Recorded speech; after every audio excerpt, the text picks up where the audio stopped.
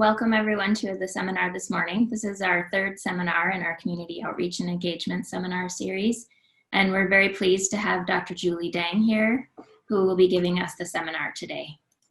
Dr. Dang is a Cancer Health Disparities behavioral scientist from the University of California, Davis Comprehensive Cancer Center, where she holds a position as an assistant professor in the Department of Public Health Sciences. And she also serves as the executive director of the UC Davis Comprehensive Cancer Center's Office of Community Outreach and Engagement.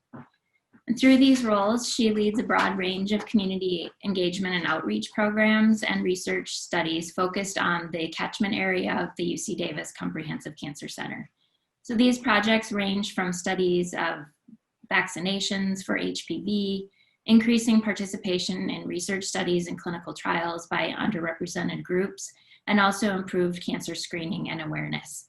And today she's going to be talking to us about understanding and addressing liver cancer disparities among Asian Americans. And with that, I'll turn it over to Dr. Dang. Thank you for the introduction, and thank you for having me today. So I'm very excited to talk to you guys today about liver cancer and hepatitis B. So I'm going to start by giving a broad overview of liver cancer and hepatitis B, which is the primary risk factor for liver cancer among Asian Americans, and then providing some local context to the issue, focusing on the California level, which is state level, and then looking really at how we localize the disparity at our catchment area. So I'm going to start with this graph. So this graph shows the proportion of cancer mortality by racial and ethnic groups and by sex. If you look here, the gold bar shows the proportion of cancer deaths related to liver cancer. And you can see that among the different groups that the burden of liver cancer is greater in the Asian American population compared to non-Hispanic whites. In non-Hispanic whites, that proportion of cancer deaths related to liver cancer is under 2.5%. And among the Asian groups, it's much higher than that. And we have among the Vietnamese male as high as 22%. And then, as I mentioned earlier, hepatitis B infection is the primary risk factor for liver cancer among Asian Americans. And this is just the HBV disease progression. So among acute infections, about 90% of those affected children progress to chronic disease, and about less than 5% of infected adults progress to chronic disease. And the majority of children who get hepatitis B, it's through virtual transmission, which is through mother to child via the birth process, or the birth canal. And for infected adults, it's usually through sexual transmission. So acute infections can lead to chronic infections, and if you're chronically infected with hepatitis B, 4 to 6% of those individuals will develop liver cancer. 30% of those individuals will develop cirrhosis, which can in turn lead to liver cancer and liver failure. And about 23% of those chronically infected will develop liver failure within 5 years of developing cirrhosis. And then I just want to point out that more than 50% of liver cancer diagnoses are from chronic hepatitis B infection. So a little bit about the US population, the prevalence of hepatitis B. So Asian Americans make up 6% of the total US population, but account for about 58% of all Americans living with chronic hepatitis B. And really that comes down to 1 out of 12 Asian Americans have hepatitis B, and a majority of them do not know that they are infected. The statistics is about 2/3 of those who are chronically infected with hepatitis B do not know they have the infection. This is the geographic distribution of chronic hepatitis B infection worldwide. So of the 257 million global cases, a large majority of those who are infected are from the Western Pacific region. So that's 115 million. So it's over here. So that comes to China, Taiwan, and all of Southeast Asia, which is Vietnam, Laos, Cambodia, Thailand. And the CDC does recommend that anyone who is from any country with a hepatitis B prevalence of 2% or greater be tested for Hep B. So this shows the US population of hepatitis B among foreign-born and living in the US. So the foreign-born living in the US is the one on the left, and the right is foreign-born with chronic hepatitis B. And so non-US born people account for about 70% of all chronic hepatitis B infection in the US. And you can see a majority of those individuals are from the Asian countries. So looking at disparities, so I talked a little about the national statistics. So this is the California perspective. So there are disparities in liver cancer survival among Californians of Asian ancestry. So a study was done in 2010 that looked at survival rates. And you can see from here that the Laos and Hmong patients present at later stages and have the worst survival among all the Asian groups.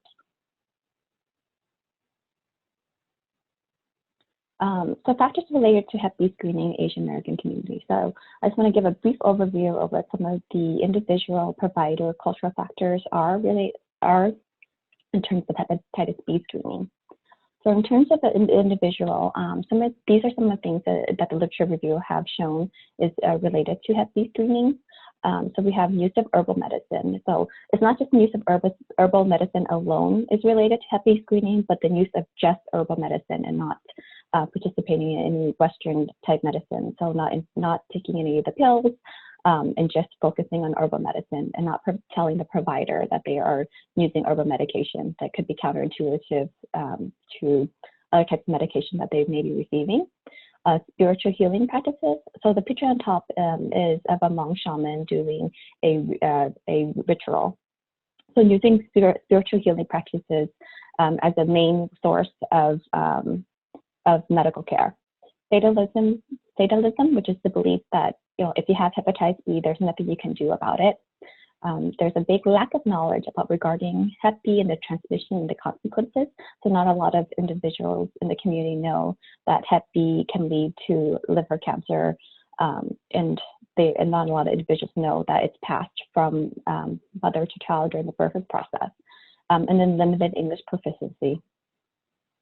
And at the provider level, there's a big fear of doctors, medical procedures, and test results, lack of trust in the medical services being provided, and in the doctors, linguistic discordance. That means that the provider and the patient may not be speaking the same language, and I want to add in their cultural discordance too. So that means not taking into account the cultural practices of the patient when working with them on their diagnosis or working with them on getting screened for Hep B, and then gaps in provider knowledge about Hep B and not knowing that a large portion of Asia is in that 2% and need to be tested. And on the healthcare system level, there's, of course, the cost of healthcare and being worried about having a positive diagnosis and what that means in terms of long-term care. Perceived discrimination. There's a lack of knowledge of how the health system works and how they can access available social services. For example, not knowing how to access interpreting services for the healthcare appointments, or not being able to access transportation and other things that may arise for patient navigation. And then the referral system. So not really understanding that once the doctor orders a Hep B test, you may have to go to a lab to get the blood drawn, and then the lab messages that to the provider, and then you have to follow the appointment with the provider. So a lot of the Asian community that I've worked with get lost in the referral process, and they don't come back for follow-up, and they're unable to find them to let them know what their test results are. And then lastly, I'm going to talk a little bit about the community factors related to Hep B screening. So there's a lot of stigma around Hep B and Hep B screening.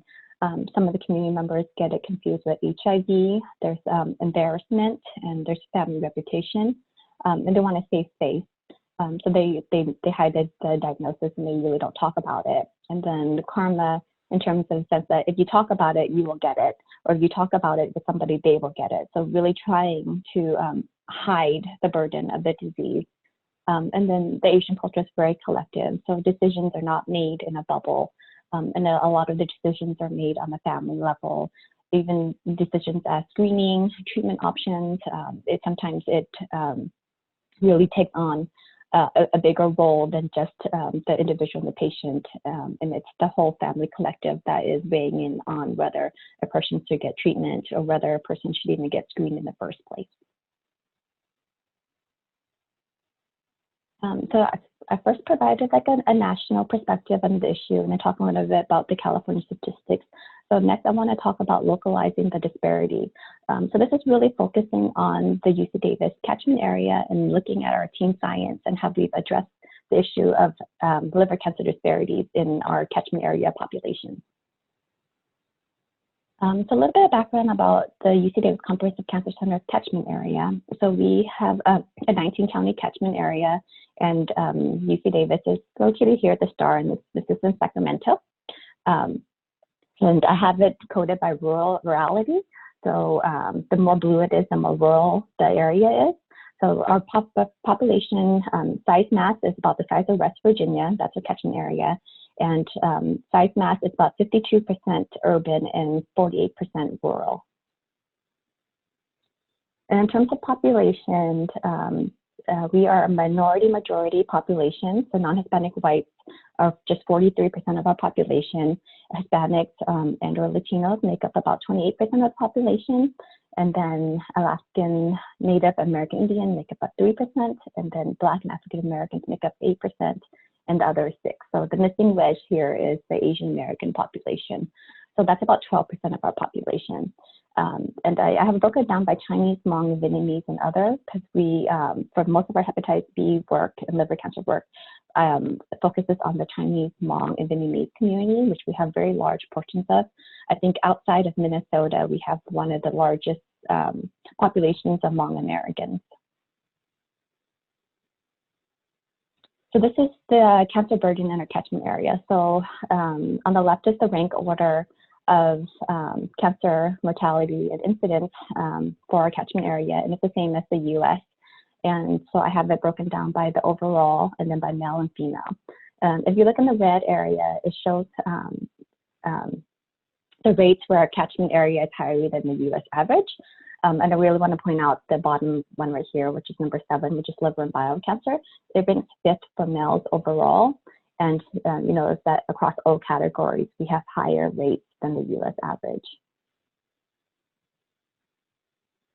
And then to compare our non-Hispanic groups with our Asian Pacific Islander group of our catchment. So the top shows the mortality incidence rates per 100,000 for non-Hispanic whites living in our catchment area. And you can see that they have the top 5 as same as the US, which is lung, prostate, breast, colon, and pancreas. But if you look at the Pacific Islander population, you see that our 5th is not pancreas, but it's actually liver and bile duct cancers. Another way to look at this is looking at from a heat map point of view. So this is a website called California Health Maps. And what you can do is you can put in the like the zone, so it breaks it down all the way down to the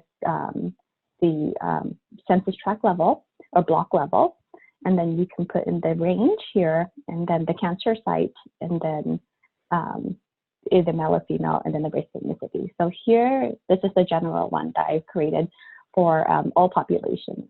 And you notice in the purple areas where we have high incidence of liver cancer, it's a big proportion of that is in the UC Davis catchment area.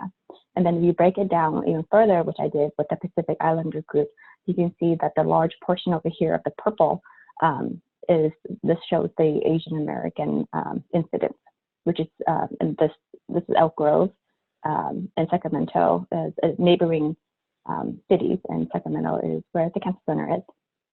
So huge disparities in liver cancer, particularly among our Asian American populations. So this table is the cancer disparities in the catchment area. So this compares the incidence and mortality of greater than 10% for our catchment compared to the non-Hispanic whites in the US. And I want to focus on the Asian Pacific Islander population. This is non-Hispanic Asian Pacific Islander that has excess incidence and mortality for liver and bile cancers. So what can you do about it? So I thought this quote was very fitting. It's not knowing what to do, it's doing what you know. So like mentioned earlier, I am a behavioral and interventionist scientist. So what I do is community engaged research. So one way to look at the issue of addressing the disparity is how can we engage the community in this type of research? So I laid out the disparity, I talked about the statistics, and I'm going to talk a little bit about how I went about doing this. These are different steps for community engaged research that I've incorporated in my research. First is starting with the planning, so including the community in the planning of the research design, like way early on. And you could do this through having the community members be a part of your research team, or through hosting community forums where you bounce ideas about your research design with the community. So this picture here shows that I'm in the left over here, and this is our research team. And then also in the middle right here is the executive director for one of our community-based organizations focusing on Hmong health. So we included them early on in the process of trying to engage the community in doing something about the liver cancer and hepatitis B disparity. And the second part is governance. So by including community members on your steering committee or forming community advisory boards is another way to do community engaged research. So in our governance, the picture here is our community outreach engagement community advisory board. And we have community advisory boards for most of our research projects that deal with community members. And then in implementation. So you plan your intervention, you have members of the community on your community advisory boards and steering committee, and then what do you do next? So when we focus on implementation of the research design, really working with the community and implementing that. So that's, for me, that was using community health workers, partnering with local community-based organizations, drafting memorandums of understanding, and really just making sure that it's a community-led effort. The picture here shows one of our Hmong-based community-based organizations, their staff doing waist circumference measurements with community members. And the whole point of doing community engaged research, I think, is trying to work on the issue with the community involvement as much as you can, a convergence of interest, shared decision-making, mutual learning, and respect. So I'm going to start by talking a little bit about the planning phase of what we did. So you noted here, a lot of the information is about biospecimen donation. So I'm going to talk about how one of my first research projects focusing on biospecimen donation led to hepatitis B screenings.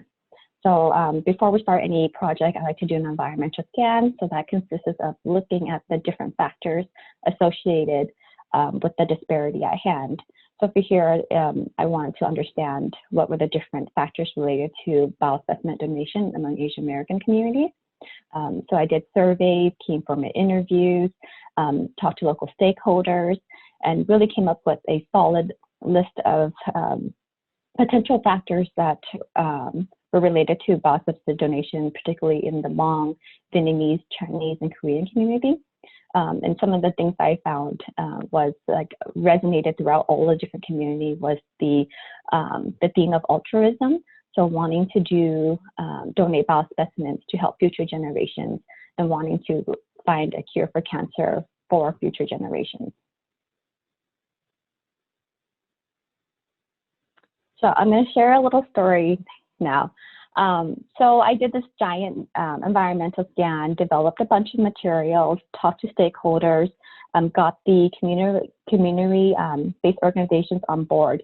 And what I thought would be something that we could do together was host a biospecimen blood drive. So that entails similar to like a regular blood drive, but instead of donating a pint of blood or a pint of blood, you'll be donating 2 tubes of blood for cancer research to be stored in our biorepository for future cancer research. So that the picture on the right here shows that's kind of like how I felt. I had planned this big event and I sat there and I waited and a handful of people showed up to donate. And the event was held at the community-based organization, and most of those individuals who decided to donate were just coming in for other social services and decided to donate a tube or 2 for cancer research. And I sat there and I thought, like, how come nobody is coming? I had food, I had gift cards, I had a table of information, but still no one came. And, I really had to think hard about this, about how come no one showed up to the event. And then in talking with the leadership and the community advisory board, we did a little bit more digging, and we held some focus groups with the community members and those who were utilizing that CBO for social services, and asking them, like, how come they didn't want to donate, or what would get them to donate. And I thought I said altruistic reasons were the main reason. Another thing that I didn't realize was that they didn't want to just to donate. Like, there had to be something else to be included in that. So this quote, "Nothing about us without us," really stood out to me, about how, like, it was, you really cannot do anything or plan anything for the community without the community involvement. And what we found out from those focus groups was that in order to increase Biospecimen donation, they wanted to learn more about their own health. So this little flow chart on the right-hand side showed our scheme of how we accomplished that. So hepatitis B has been an issue in the community for a long time, and they've known about that, and they really wanted to learn more about hepatitis B. So what we did was I partnered the Biospecimen donation with the hepatitis B work that we were doing. And at the same time, I received CDC funding to screen 1,000 Asian Americans for hepatitis B. So coupling the Biospecimen work with that 1,000 Asian American study led to a very successful campaign of over 300 Asian Americans donating biospecimens for cancer research. So this is how the schema works. There was two types of outreach. So I have regular outreach, which is, I consider, the community outreach. And then in-reach is the one where I focused on the cancer center patients. So I worked with the community partners to host these biospecimen blood drives, and then participants, we advertise at the site for a month ahead of time. And then when participants come in, we ask them if they're interested in donating, and then they receive information about biospecimens, and then they consent to donate.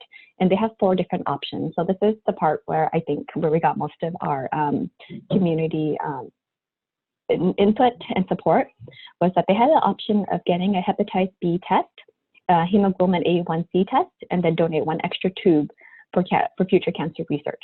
And then the second option, they can just get the hepatitis B test and donate an extra tube. The third option, they can just get the Hep B test and the hemoglobin test and donate no tubes. And then the last option, they can choose to just have the hepatitis B test.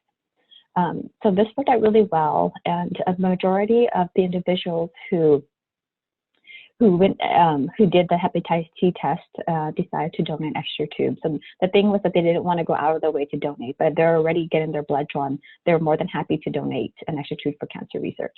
And so the blood tubes were brought back to the biorepository, and it's been stored there. And then the top left corner over here is just some of the materials that were developed from this project.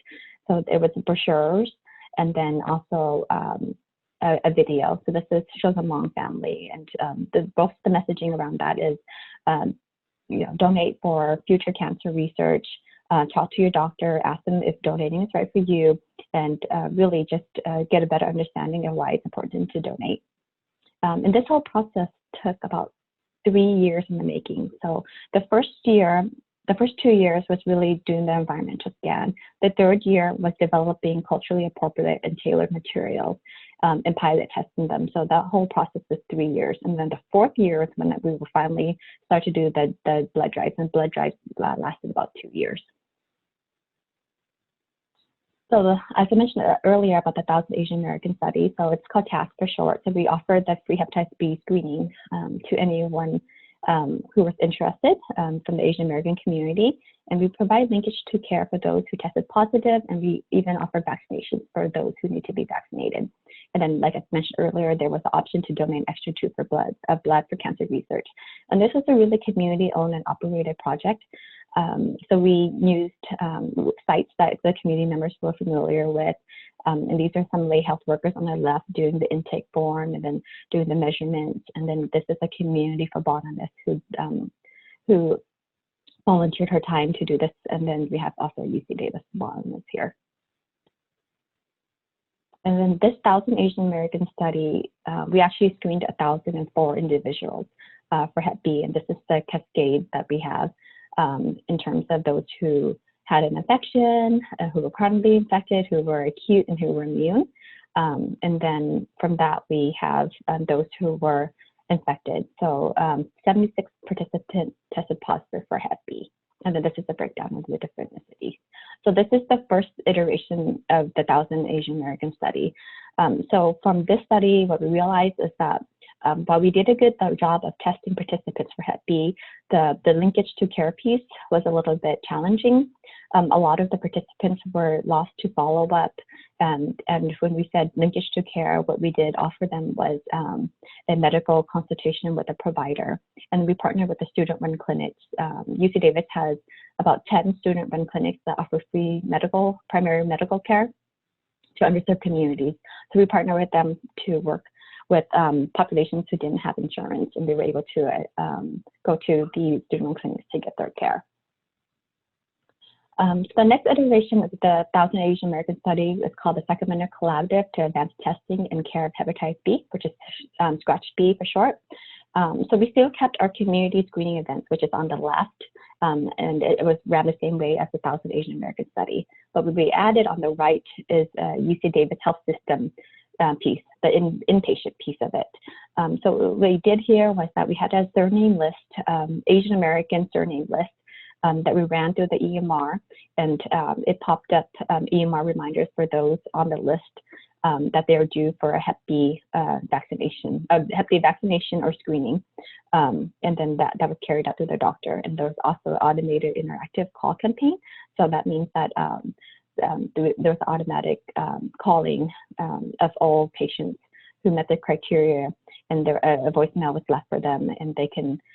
The voicemail consisted of like, you are due for your Hep B screening.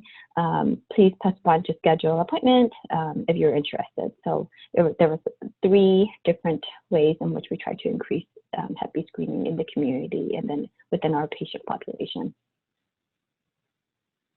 So the results we had from that SCRATCH-B is that over 3,000 participants were screened, about 37% from the community, and 62% were from our health system. And then we have, on the right is the care cascade of the positive patients. There was 249 positive patients, and of that we were able to track them down to who were referred to care, who attended their first medical appointment, who received additional HPV-directed care, and then who received HCC screening, and then those who were prescribed antivirals. So the impact of those studies, so those are the 3 main studies that kicked off a slew of team science that I'm going to talk about next. So in total, we held 72 community Hep B events at over 30 venues across Sacramento. So on the right is on the dots are some of the places that we've been to. We tested over 4,000 API community members for hepatitis B, and 325 of those individuals tested positive. And in terms of the Hep B cases reported in Sacramento, you can see from the increase of the number of confirmed cases from UC Davis, which is the gold, compared to across the different years. So when we started the project in 2012, you can see from 2011 to 2012, there was a jump in the reporting of confirmed positive cases, and that continued to rise as we kicked off the project from 1,000 Asian American study to the SCRATCH-B study. And then lastly, we were able to get 388 community members to donate over 1,000 blood specimens for cancer research. So of those blood specimens, 420 of those tubes were spun down to plasma and serum and stored in our biorepository. 39 of those tubes were utilized for cancer genomic research, and then over 600 of those were used to characterize the cancer burden and risk factors for Hep B. So I'm going to talk about liver disease and Hep B. So these are the 2 realms that I mostly focus on, which is the behavioral piece. And then some of these are the studies that have came out of that. From the behavioral piece, it's mostly focusing on how we were able to collect the blood biospecimens. And then in the interventional piece, it talks about like the 1,000 Asian American study, and then some of our screening results and other interventions that we've done to try to increase Hep B screening. And then I'm going to actually end the presentation talking a little bit about our newest collaborative. And then from this, so these are the two areas I'm most familiar with, but we wanted to do more. So using a team science-based approach, I talked to some of my colleagues in the EPI department and really want to understand what the prevalence of Hep B was in the community and look at disparities. So from here, we did 2 additional studies that looked at healthcare disparities between the Hmong and other Asian groups living with chronic hepatitis B. And then we also did a study to look at the patterns and co-occurrence of risk factors for liver cancer in those 4 Asian American groups from the original 1,000 Asian American study. And then on a basic science level, 2 studies resulted from the initial 3 studies that I've talked about earlier. So we had a paper and study that looked at PNPLA3 as a potential basis for predisposition for chronic liver disease in Hmong. And then the PI of the Scratch B initiative received an R21 to look at biological basis of disparities in liver cancer survival among Asian Americans, particularly looking at the Hmong population.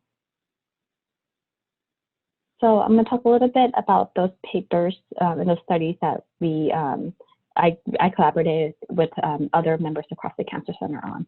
So the first one really looked at PNPLA3.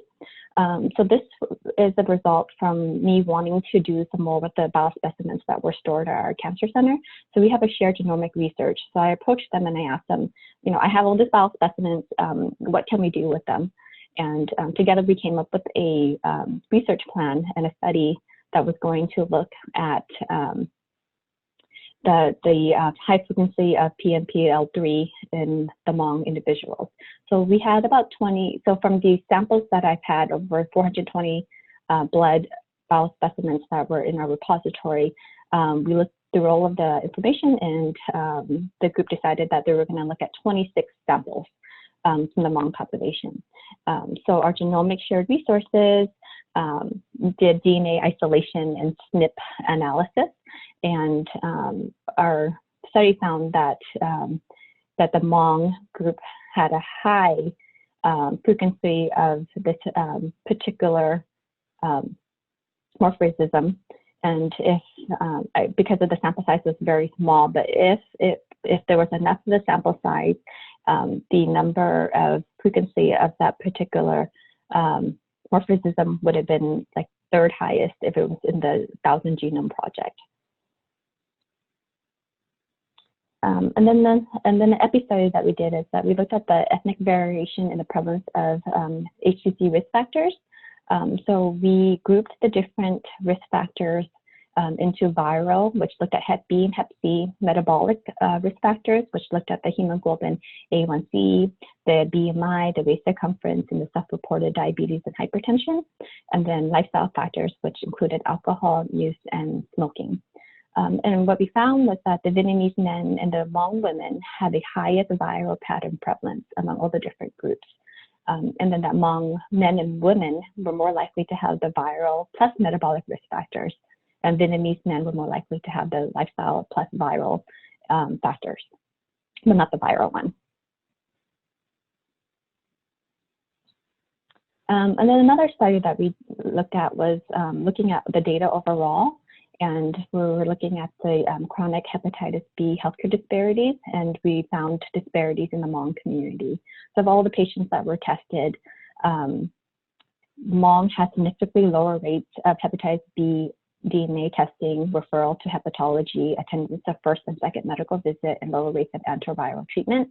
So this is looking at the care cafe model and really identifying those who are already Hep B positive and how that linkage to care looks like. So we saw huge disparities in the Hmong population in their linkage to care. And then also the Hmong had the highest proportion of non-English speakers. So I'm going to end with this study, which is our current study. So like when I talked at the beginning, I showed you how we looked at Hep B from a behavioral and an interventional point of view, and then how working with collaborating across members of the Cancer Center, we were able to do some EPI studies and some basic science study. And our newest endeavor now focuses on health system changes. So this is called the MB Collaborative, and this is working with the largest federally qualified lookalike center that serves Hmong in Sacramento County, and helping them develop some systematic ways and process and organizational improvements to end the transmission of hepatitis B among their populations and among their patients. So we did this by enhancing their medical system. So now their EHS system is able to track patients and provide electronic prompts. So before, they didn't have like a place of birth was not on their intake form. So we were able to create a place of birth piece in their intake form. So there's a long list of potential places of birth that the individuals can choose from, or the MA can input. And then once that, if it shows that they're from a Hep B endemic country, or their parents were from one of those countries, then a prompt will pop up and say that they need to be tested for Hep B. So this model is really looking at ending the transmission of Hep B from the newborns to children to unaffected adults, so across the lifespan. So offering prenatal screenings, universal vaccinations, and case navigation throughout the whole life cycle. And then along this line, we also provide referral of positive patients, and they're connected with a UC Davis hepatologist for additional medical guidance and mentorship with a primary care provider. And then we have trained the HALO clinic staff on Hep B and about how to talk to their patients about getting screened, so addressing some of the cultural issues with Hep B and screening. And then we conduct monthly Hep B awareness educational workshops with patients, so and in language. So it's in English and in Hmong, so the majority of the patients at this clinic were Hmong speaking. And this unit clinic is about 6 clinics in Sacramento County. So just a couple of lessons learned from my, I guess, spanning 10 years of work on addressing liver cancer disparities in the community of our catchment was time. Like I said, this has been built on 10 years of COE work, and then really being present. So I spent a lot of weekends at the community events, so just making sure that they know who you are, and being present at their events, accepting the invitations, going out there, putting yourself out there. And then next is trust, really effective communication that includes being culturally competent, being culturally sensitive to the different social norms of the culture, and then incorporating the stakeholder input and perspective. Like for me, that was ensuring that I include the hepatitis B pieces and the other clinical testing that the participants wanted to do. Transparency, so that's sharing and disseminating information often and widely. And then lastly, talent. So that is my 4 T's, my 4 takeaways. The community knows what's best for them. And then also having that multidisciplinary team, and having that team science and building upon everyone's expertise, and really utilizing the Office of Community Outreach Engagement to do this type of work. So we'll end there. So thank you. And below is my contact information if you have additional questions. And then do follow us on Twitter and on Facebook. Well, thank you so much. Really good talk, and we'll open it up to questions at this point. Again, a reminder, you can ask questions either by typing those into the Q&A module within Zoom, or using the raise hand feature, and we'll unmute you to ask your question verbally. So any questions at this point, please feel free to submit.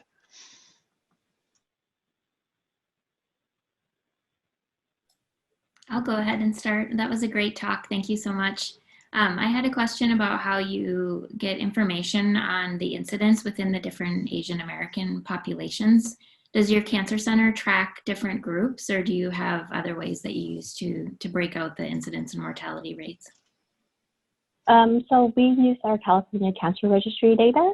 So our registry is actually located in our cancer center.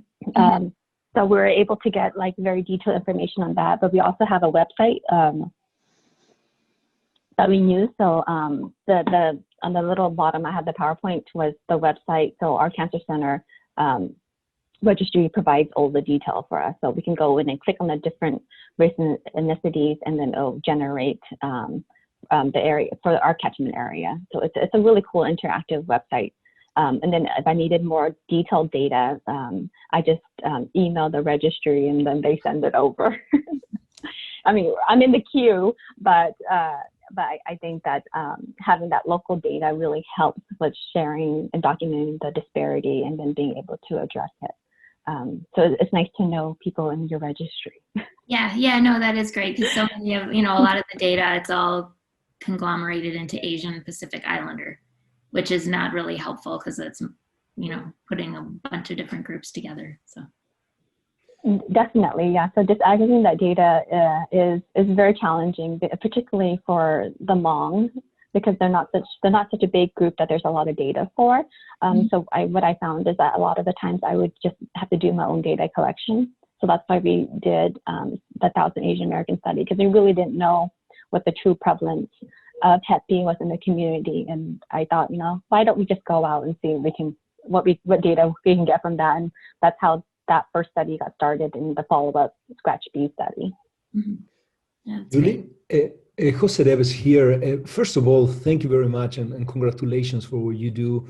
Hepatitis B is such a silent disease that unless people like you go out in the community and make it evident, people just don't get screened or addressed for it. I actually have three points and 3 questions to ask you. Regarding the first one, regarding when you started with the community, and maybe you mentioned this, I got late into the talk first. Do you talk initially when you screen for hepatitis B? Do you talk to your members, your people that you screen, about the risk of cancer? And maybe you said this, but one of the biggest problems that I found is that people don't make enough emphasis of the risk of cancer that hepatitis B leads to. I mean, we try, particularly in the Hmong community, I feel that we try to shy away from the word cancer. And actually I do the opposite. I use it fairly often, not to induce fear, but to make them aware, because I think that increases the linking to care a little bit. The second question on the same line, one thing that we found useful in Africa was that when we do these mass screenings for hepatitis B, those that are positive, we do an ultrasound on the spot right away. And that has 2 values. The first value is that, you get to screen them right there one time. But the second one is that the patient or the person is looking at the liver right there. And they actually get excited about that because they feel they get something out of it. So for those first 2 questions, I was wondering if you have tried, again, those things, talking about cancer to them and doing an ultrasound on the spot. So to talk about cancer with them, on one of the slides I was showing our flip chart. So we developed a flip chart for the Hmong community to talk about hepatitis B and how it leads to liver cancer. And we do mention liver cancer. I know it's not more for like a fear tactic, but they don't get the link between hepatitis B can cause liver cancer. So I think sharing that often and early is the way to go, and that's what we try to do with our materials. And when we first started the project, there was really no word for hepatitis B in the Hmong community. So it was really talking more about like liver health. So the whole project was called Healthy Liver, and really learning more about the aspects of the liver. And for them, they didn't even know what the function of the liver was. So it was going back a few steps just to talk about the dynamics of the liver and what it does and how that leads to Hep B.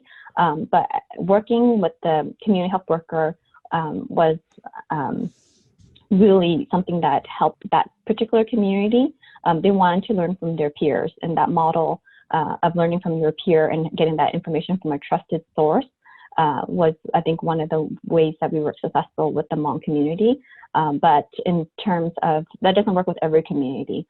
So I didn't talk about it, but we had a PO1 project that tried to increase testing in Hmong, Vietnamese, and Korean communities. And in our Korean focus groups, they want to hear from a health professional, like a doctor. So our campaign for them was utilizing doctors to provide the health education versus doing lay health workers. So I think that the who gives the information makes a big difference in whether that information is retained or not.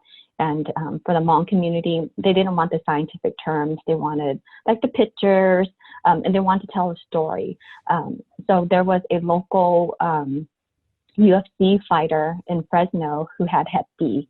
So we highlighted his story about how his Hep B led to liver cancer, and he shortly passed away from that. And because the community is so collective, everyone knew who he was. So we used that story as the first point of talking about opening up that discussion about liver cancer. And then your second question about the liver scan, we did think about that, and we didn't have the ability to bring the ultrasound system to the community events, but we did offer them the liver scan at the student-run clinics. So for those who tested positive for Hep B, we scheduled them appointments at the student-run clinic where they can get a free ultrasound. And that really helped. I think that's the picture and using more illustrative ways and anecdotal stories really got the message across versus me going out there and giving an hour-long lecture about the whole biological basis of Hep B. Yeah, so one comment on that, and then the last question, which I don't think is important, but the first comment on that, I'll try to get your email later. I work with some of the ED residents from UC Davis in using ultrasound to screen for HCC in Africa, and they can use the Butterfly, which is a portable ultrasound that they can bring wherever you go. So it might be something I can help you maybe with. Oh, that would be amazing. Yeah. The last question, it doesn't matter if you don't remember, this is more geek question, but you're probably with a PNPL3 SNP. So the PNPLA3 SNP has been very frequent in South America, inducing risk for NAFLD, for non-alcoholic fatty liver disease. One of the main problems that we see in the Hmong community with hepatitis B is the tremendous rates that they have of steatosis, like fatty liver. They have a lot of fatty liver in co-infection with hepatitis B that leads to liver cancer. But the data on the polymorphism, at least in Asia, has been a little bit unclear.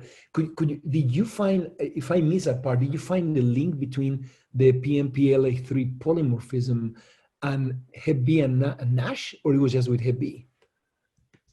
It was looking at it with NASH. And because our sample was so small and we didn't find a link, but we found, and we applied for a bigger grant to look at that, but it wasn't funded. But it was looking at the PNPP in terms of NASH. Okay, perfect. Thank you very much, and thank you for what you do, okay? So, thank you. And then I think I see two questions in the chat box. The first one is, how do you balance grant deadlines versus community timelines? Oh, that's a great question. So it's a very fine line because grant deadlines, they come quickly. So how we do this is that really partnering with your Office of Community Outreach Engagement, because they've already had those community ties. And luckily for me, I am the Office of Community Outreach Engagement, and then I also am the one doing the research. So if we have established partnerships early on, when you come to them and ask them if they want to participate in a research project, they're more likely to agree to it. And then also when we do the timelines, we really need to tell them what they're going to get into beforehand. And when we establish new partnerships and I have this grant opportunity and I tell them like, this is an amazing opportunity, do you want to work on it? Oftentimes the issue is like, of course they want to work on it, but the time constraints of that. So I think being upfront with them, telling them these are the different steps of the grant process, and these are the things that need to be done at this time. And bio sketches need to be submitted 2 weeks before, and the budgets need to be done a month before. And then fortunate for us, we have a really great grant writing team and a budget person that really works with the community member to make sure that all of that is in line. And really, I think it's engaging them way early in on the process. I am applying for an R01 next year that's due in March.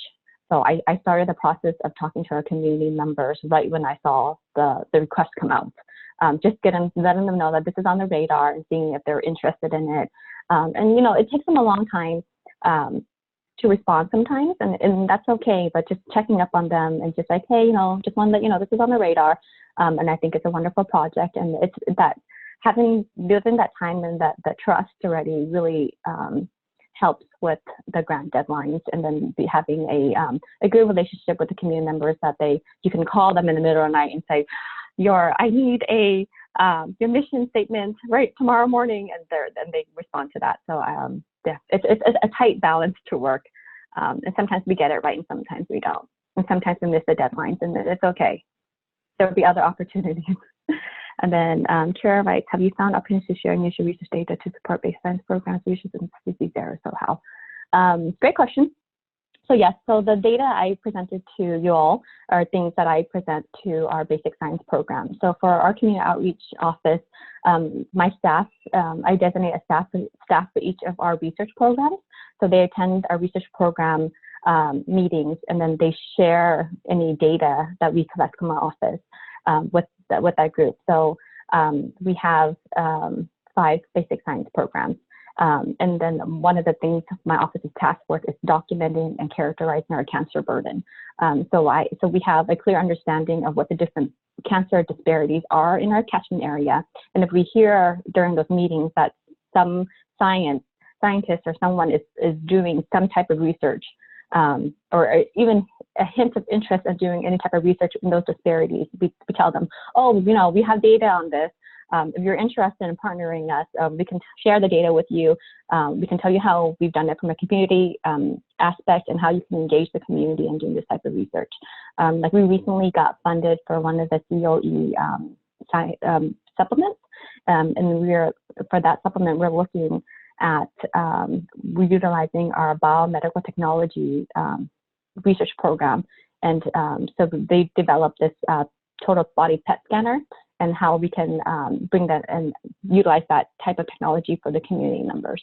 So I think it's just making sure that you attend older meetings. Ours is, I think, happens every other month for the different programs. And then just so they know that you're there, they're just sharing the data with them. So we always get 5 minutes at the beginning of the meeting to talk about any new updates that COE may have. What is the age distribution of the participants? For the various studies, ours is always 18 and over, but for the 1,000 Asian American study, the majority of the participants were in their 40s and 50s, and for Scratch B, it's also in the 40s and 50s for the community portion of that. And I found it really interesting that when we asked, I thought that the younger generation would be more interested in donating blood biospecimens, because it's something altruistic they probably do already for like blood drives.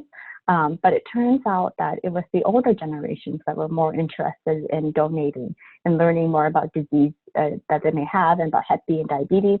And I clearly remember the story of this older woman dragging her son into one of my screening events, saying that you need to get screened, and he was like, I don't want to get screened.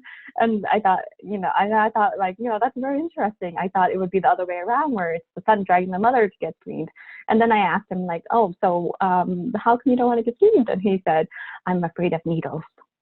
And I was like, oh, okay. So, and then his mother's like, we get shots all the time. I go to the doctor all the time, and I'm always getting my blood drawn. So she was not afraid of needles. And I thought that's just, I didn't think that was something that would play out, but I had a lot of older participants interested in all of the different studies.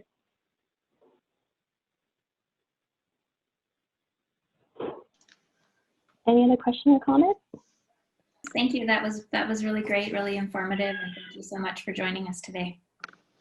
Yeah, thank you for having me, and feel free to contact me afterwards if anyone has any additional questions. Thank you. Okay, thank you.